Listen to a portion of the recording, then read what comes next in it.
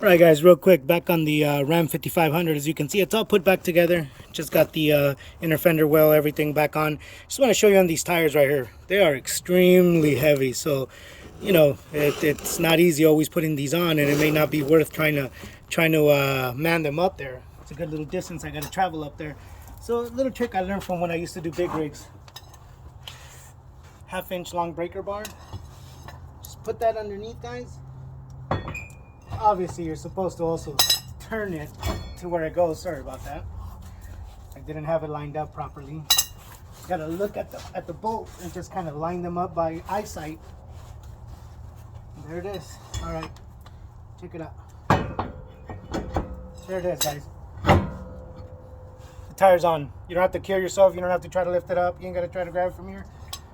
Just your 1/2-inch breaker bar underneath. Lift it up, line up the holes, get it on. All right, guys, let me go ahead and torque this down, go out for a test drive, see what happens.